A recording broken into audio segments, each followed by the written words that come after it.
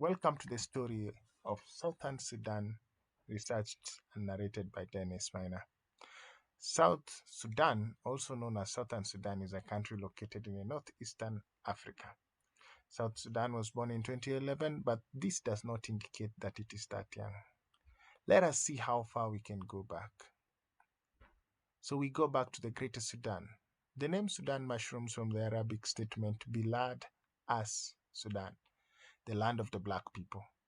That already indicates that Sudan was originally known for its black people.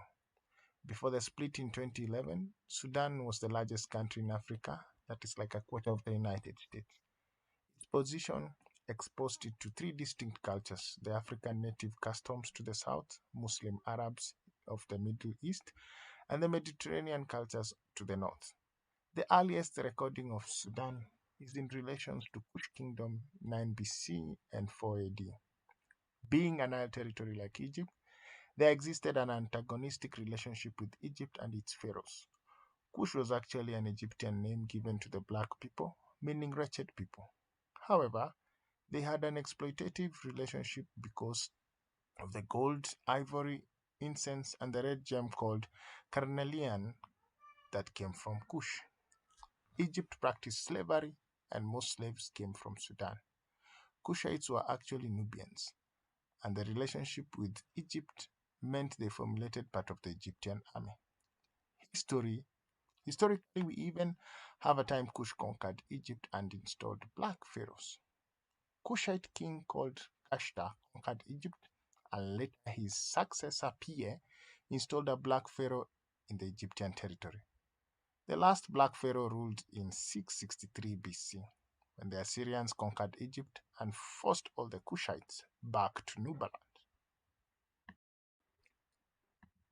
Sudan region was invaded in 1820 by Muhammad Ali, the viceroy of Egypt under the Ottoman Empire.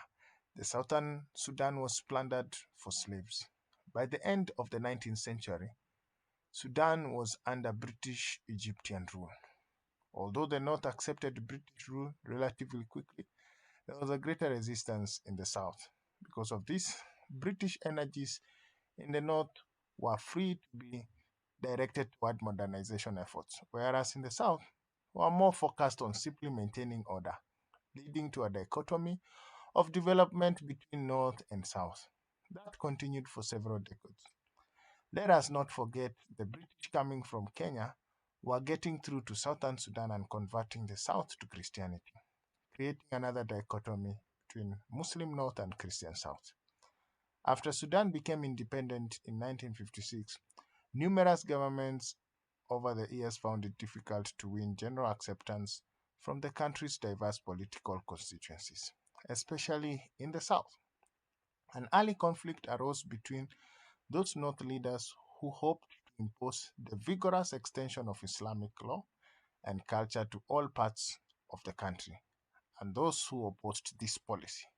The latter group included the majority of southern Sudan's population, many of whom were already up in arms, over fears that the South would be further marginalized by the North based government.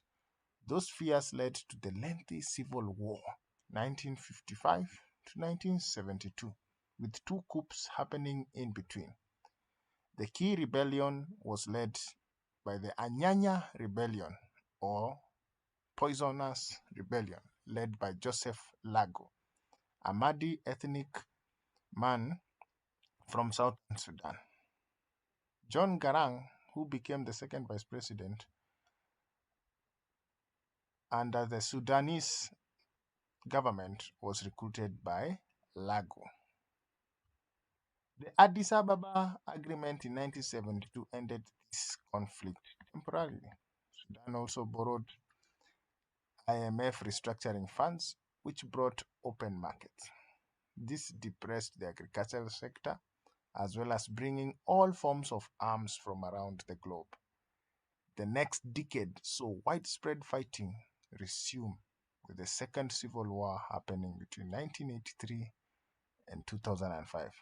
Dr. John Garang now led the Southern Sudanese Rebellion via Southern Sudan's People's Liberation Army SPLA, opposing Gafar Nimeri's imposition of Sharia law.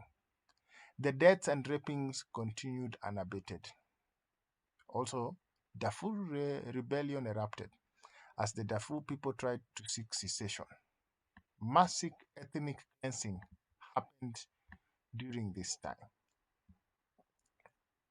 perpetrated by both the Sudanese government and the Darfur rebellion group.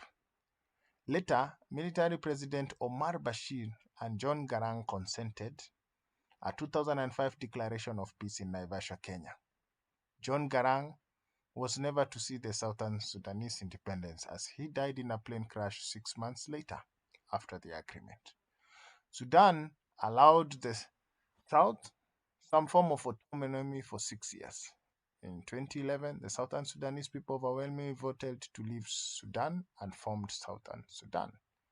Independence was declared in July 9, 2011. Southern Sudan was led by Salva Kiir from the majority tribe of the Dinka, deputized by Riek Machar from the Nuer tribe. Southern Sudan started with conflict from onset. In 2011, the Old-Rich Abyei region, which is shared by Meseria of the north and the Dinka of the south, was a source of conflict with Sudan. Within Southern Sudan, there also exist tribal wars that are ruining the young nation.